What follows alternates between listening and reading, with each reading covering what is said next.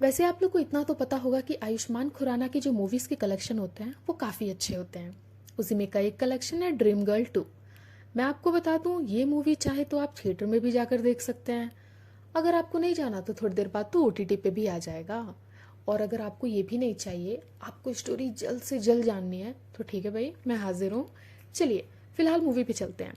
यहाँ कलम जो कि आयुष्मान का नाम रहता है और अनन्या एक दूसरे से प्यार करते हैं। यहाँ अनन्या बता रही होती है कि वो अपने डैड से बोल दी है उन दोनों के बारे में, और कल उसके डैड कलम को देखने आ रहे हैं। तो वो डर के उठ जाता है, क्या तुम्हारे डैड आ रहे हैं? बाय द वे अनन्या तो लॉयर है बट कलम कुछ नहीं करता। वेल है फिलहाल तो। अगले दिन उसका डैड आता है, पर एक पुराना सा घर देख के उसका दिमाग खराब हो जाता है। कुछ देर बाद वहां पर भी लोग रिश्वत मांगने के लिए आ जाते हैं। हालांकि उसका जो डैड है वो उसको बाहर लेकर जाते हैं उन लोगों को। तब तक वहां पे टैक्स वालों ने आकर घर पे सील कर दिया, क्योंकि वो लोग ने लोन नहीं चुका पाए थे। ये सब देखकर तो लड़की का डैड बोलता है, मेरी बेटी की शादी तुझसे कभी नहीं होगी। तो वो बोलता है, देखिए अंकल, प्यार तो मैं आपकी बेटी से बहुत करता हूँ और शादी तो उसी से करूंगा। तो बोलता है, ठीक है, अगर 6 महीने में तू 25 लाख कमा लिया तब मैं तेरी शादी करा दूंगा अपनी बेटी से। अगले दिन एक बार में कमल, उसका दोस्त जो कि सरदार रहता है, और उसके डैड गए होते हैं। वहां पे उन लोगों ने देखा कि बार गर्ल्स तो बहुत कमाती हैं भाई, सब उन पे पैसे लुटा रहे हैं। तो उन दोनों ने कमल को एक आइडिया दिया। बोला, भाई तू भी बार गर्ल बन जा। वैसे भी तो तू पिछले पार्ट 1 में तू लड़की ही था, इसमें भी तू बन जा। हालांकि वो मना करता है, पर जब लोग बोलते हैं कि भाई पैसे ही पैसे होंगे तो वो मान जाता है। अगले दिन वो अनन्या से मिलने जाता है एंड बोलता है, पैसे तो मैं लाऊंगा और शादी तो मैं तुम्ही से करूंगा। उसके बाद क्या, लिपस्टिक सारी पहन के फुल आइटम निकलती है एंड वो बाहर में आती है।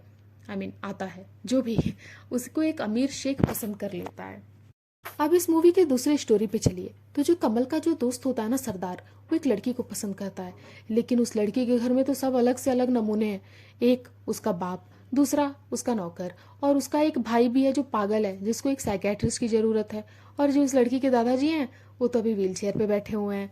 तो हालांकि वो आता है और एक्चुअली वो देखता है कि जो लड़का है ना, उसका भाई, लड़की का भाई, वो डिप्रेशन में है। तो दादाजी बोलते हैं कि कोई अच्छी सी साइकेट्रिस्ट ला दो, मैं अपनी बेटी से शादी करा दूंगा। वो सरदार को बोलते हैं। तो अब वो अपने दोस्त के पास जाता है, कमल के पास, बोलता है, भाई तू कुछ कर। तो ठीक है, अपने दोस्त के लिए कमल साइकेट्रिस्ट बन जाता है, जाती है, और वो आते हैं उसके पास। हालांकि उसको ठीक करने की कोशिश करते हैं। फिर उसका दादा बोलता है कि जो मेरे इस पागल बेटे से शादी करेगा ना, मैं उसको 50 लाख तो दूंगा ही। तो सरदार के मन में एक आइडिया आता है। वो सीधा कमल के पास आता है और बोलता है, भाई तू उस लड़का से शादी कर ले, तेरे को 50 लाख मिलेंगे। पहले तो गुस्सा होता है, फिर उसको 50 लाख दिखते हैं तो वो सोचता है, ठीक है, कर लेता हूँ। अब वो मान जाता है। अगले दिन हम देखते हैं कि वो दुल्हन के रूप में भी रेडी हो जाता है और उससे शादी भी कर रहा होता है। कर रही होती है।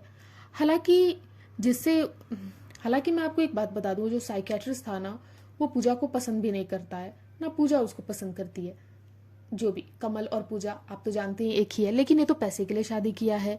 तो एक रात को कमल ऊपर से टॉयलेट कर रहा होता है, तो उसका दादा देख लिया होता है। वो समझ गया कि ये तो लड़का है, पर एक्चुअली अगले दिन ही वो दादा टपक जाता है।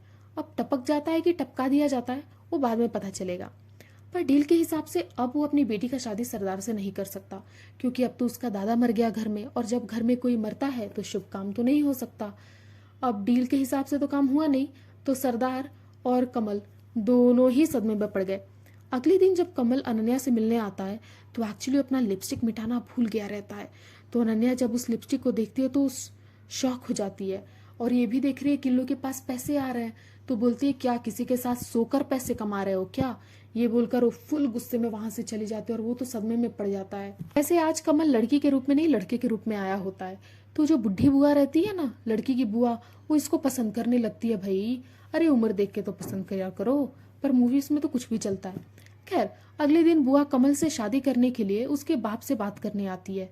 तो उसका बाप सोचता है, 1 सेकंड, और वो खुश हो जाता है। उसको लगता है ये शादी मेरे से करना चाहती है। ये कमल का बाप तो इतना फास्ट फॉरवर्ड है। अगले दिन वो रिंग लेके आ जाता है लड़की के घर पे, बुआ के घर पे, और वहां पे क्लियर होता है। वो बोलती है कि मैं शादी तुझसे नहीं बुड्ढे, मैं तेरे बेटे से शादी करना चाहती हूँ। हालांकि उसका बाप तो रोने लगता है। वहीं पर पूजा भी रहती है, मतलब कमल और पूजा एक ही हैं। तो वो हंसती है अंदर ही अंदर, और फिर अगले सीन में वो पागलपति रूम के अंदर आता है और पूजा के पास जाता है, मतलब कोमल और पूजा एक ही है। तो पूजा उसे सेड्यूस करने लगती है। उसको तो पता है कि वैसे भी इंटरेस्टेड नहीं है, लेकिन मैं इसको सेड्यूस करूंगी तो इसको पता ही नहीं चलेगा कि मैं लड़का हूँ कि लड़की। इसको ही लगेगा कि ठीक है मैं ही इंटरेस्टेड नहीं हूँ, मेरी पत्नी तो इंटरेस्टेड है। तो उसको छूने लगती है, लेकिन जैसे ही पूजा उसको छूती है ना, वो उसका प्यार जग जाता है और अब वो पूजा को पसंद करने लगता है। पर अब वो डर जाती है, उसको लगता है ये इसको मेरे में इंटरेस्ट कब से आ गया। तो अब उसको पीछा करने लगता है, अब पूजा भागने लगती है। वो जैसे ही उसको किस करने जा रहा होता है ना, पूजा का विग निकल जाता है और खो जाते हैं। खैर अब तो कमल पकड़ा गया था, तो अब वो अपने दोनों संतरे भी निकाल देता है। वैसे भी ये उस पर पहले तो गुस्सा होता है, लेकिन उसके बाद ये हंस देता है। वो बोलता है भाई मुझे लड़की नहीं, मुझे तो लड़के ही पसंद है। तो अब तो वो भी शौक हो जाता है। लेकिन हाँ, वैसे ये दोनों दोस्त बन जाते हैं, हंसते हैं, क्योंकि दोनों सोचते हैं वैसे भी हम दोनों तो लड़के ही हैं, क्या ही करना है।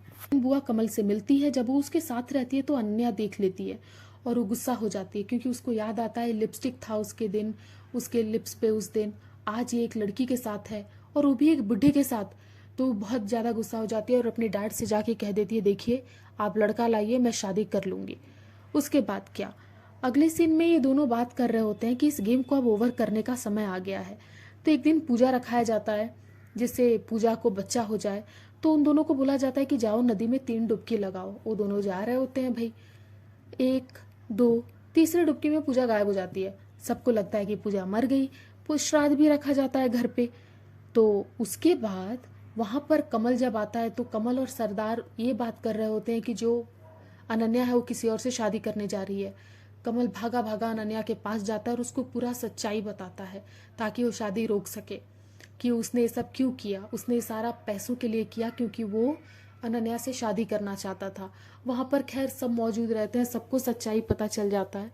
लेकिन लेकिन फिर भी अब वो अनन्या से गुस्सा है। वो बोलता है कि तुम्हारा प्यार इतना भी स्ट्रांग नहीं था क्या कि तुमने मुझ पे ऐसा शक किया कि किसी और से शादी करने चली गई। वो वहाँ से चला जाता है।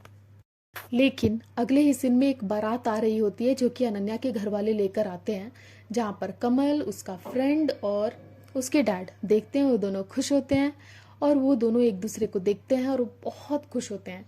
अनन्या उसको गले लगाती है, दोनों का गले लगते हैं और उसके बाद शादी भी हो जाती होगी। खैर मूवी तो रियली बहुत अच्छी थी। वैसे आप लोग को ये मूवी कैसी लगी कमेंट करके ज़रूर बताएं, और अगर किसी मूवी का एक्सप्लेनेशन चाहिए होगा तो कमेंट करें। नेक्स्ट डे वो मूवी आपके सामने हाजिर रहेगा।